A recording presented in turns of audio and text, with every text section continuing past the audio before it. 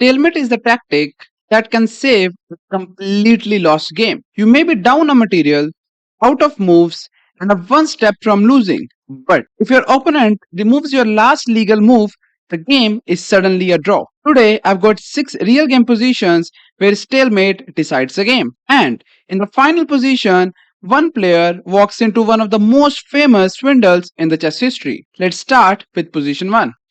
Position 1, it's white to play. This came from Viswanathan Anand against Alexey from Candidates Match 1991. If you see this position, it looks black is completely winning because Alexey got a bishop in return of a pawn. But Vishy found something great which helps him to save the game. And in this position, Vishy played pawn g5. And his point is, if this pawn takes, he has something which will force black to stalemate the game. So that is why Alexei tried f5, but now pawn g6. Vishy said, I know what I'm doing, the game is draw, you can try to save it, but there's nothing you can do. So pawn f4, hoping to do something, but now is it pawn g7, threatening to make a queen on g8, and then white will be winning. So Alexei has to go back. So king f7, and now Vishy played pawn g8 queen. King captures. At first, this looks like Anand is finished. White has only one pawn left, and black's bishop is ready to stop it. But Anand has one final move, and the move is a7. At first, this looks like white is simply pushing the pawn because he doesn't have much to do. But the real point is much deeper. Black must stop the pawn, otherwise pawn a8 will come with the queen and white is winning. So black played bishop a7 and now the game is over. Not because white won, not because black won. It is stalemate. White's king is not in check, but white has no legal move to play. So the pattern is simple. Give away your last active piece, leave yourself with no legal moves. This is the pattern we are studying today. Hello everyone, I am Aniket, an Arena International Master, and this is Chess Tactics episode 28. Today's pattern is stalemate. Stalemate happens when the side to move is not in check but has no legal move. The game immediately ends in a draw. In your own games, look for this when your king has no safe squares, the pawns are blocked, and you can sacrifice your last piece or pawn with force. Let's understand it better with a simple example. The next game is very strange. I'm not using it as a normal competitive example. It's a famous because it looks puzzle-like or pre-arranged and it shows the definition perfectly. This is Jens versus Tina from 1993. The game starts with b4, e5. Yes, not the great idea, sacrificing the pawn. Black plays the England gambit. Queen d2, e4. Queen f4, f5. White brings the queen out early and black keeps pushing the pawns forward. h3, bishop b4 check, knight d2, d6. Queen h2, bishop e6.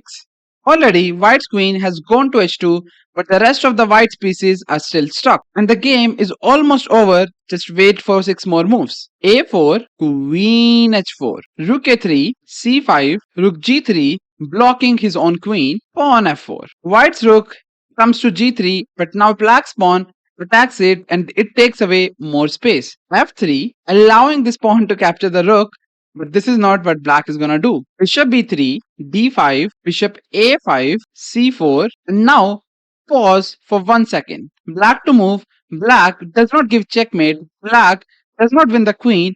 Black ends the game immediately, and the move was e3. And this is the whole point. White is not in check, but white has no legal move. The king cannot move, the queen is trapped, rooks are trapped, bishops and knights are blocked. The pawns cannot move. That means this is stalemate. White still has every piece on the board, but chess does not ask how many pieces you have. It asks whether you have a legal move or not. If you enjoy practical chess tactics, subscribe to the channel. Now let's test the same idea in 5 more real game positions. Position 2, it's black to play. This came from Paul Keres versus Ratmir from Moscow 1948. Keres is pressing with the queen.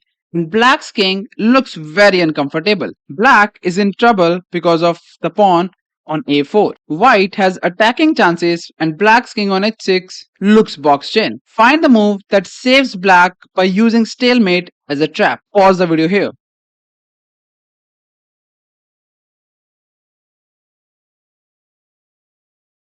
In this position, black played queen g4, sacrificing his queen. This is a brilliant defensive idea. Black offers a queen. If white takes it, then it is simply a stalemate. Black does not have a single legal move and the king cannot move anywhere. So that is why this queen cannot be captured. In the game, white avoided the trap and played king h2, and now there is a queen h5, simply giving a check, and after king g2, he goes queen g4, check again, the same idea, pawn takes, and that's a stalemate. So now he played king f1, but this time black simply captured the pawn on a4 and the game was eventually drawn. So the key idea is when you are losing, your queen can become bait. If the opponent captures it and removes your last legal move, the game is draw. Position 3, it's black to play. This came from Lajos against Levente from 1964. This is one of the classic Grandmaster stalemate examples. The position comes after f4. Black is under pressure, but he has a spectacular drawing resource. White was completely winning, but white blundered the whole game. And in this position, black played queen g4. And his point is very simple.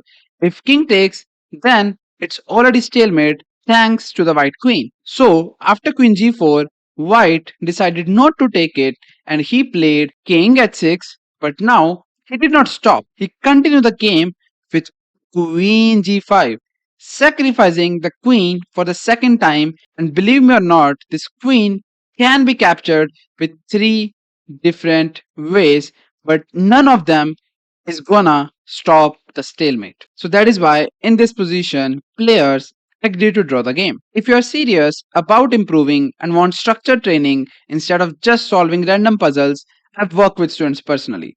The link to train with me is in the description. Position 4, it's black to play. This came from Anthony Miles against Rachels from US Championship 1989. This is the most satisfying example of the episode because black builds a stalemate net with rook checks. It looks like white is completely winning because he is about to capture on a5 and then he can push the pawn and win the game. It's that easy.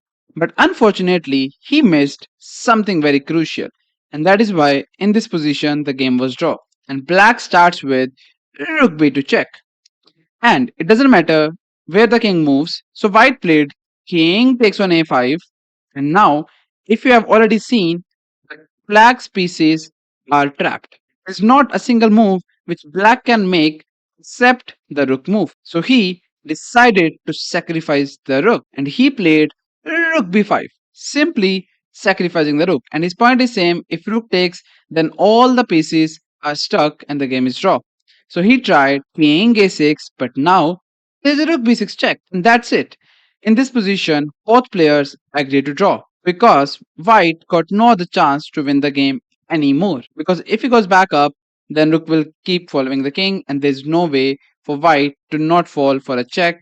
And once he takes the rook, the game will eventually draw by stalemate. Now, let's go to the next one. Position 5, it's black to play. This came from Garry Kasparov against Neil McDonald from Simultaneously Exhibition 1986. This one is harder because the stalemate does not happen immediately. Black first uses a forcing move, then the queen becomes untouchable. The position comes after bishop takes on e4, which is simply a blunder. And white is not winning anymore. At first, it looks like Kasparov is winning, but black has a stunning drawing move. Find the move that saves black. Pause the video here.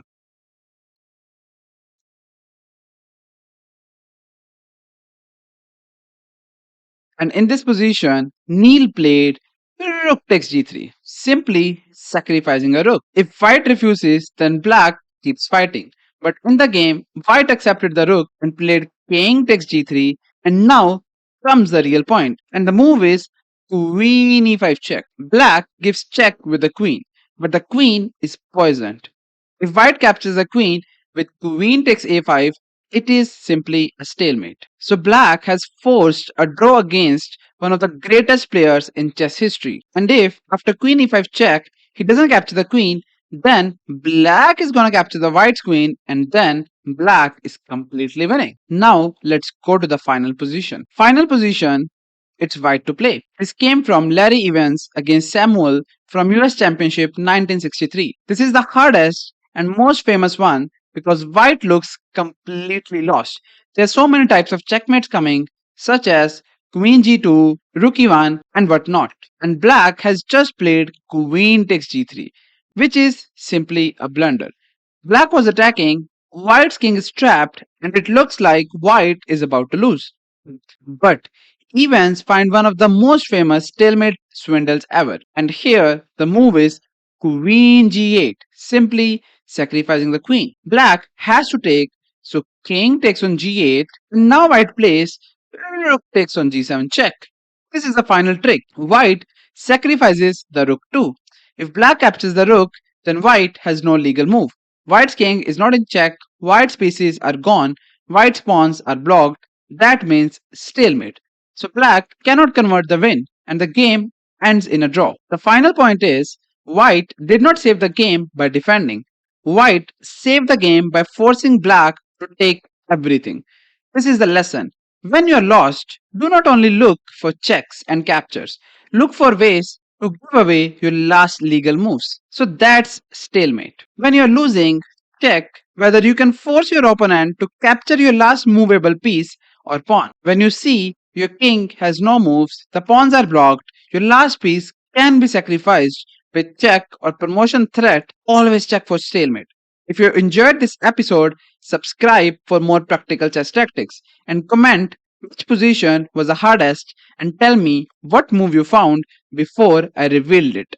I will see you in the next one.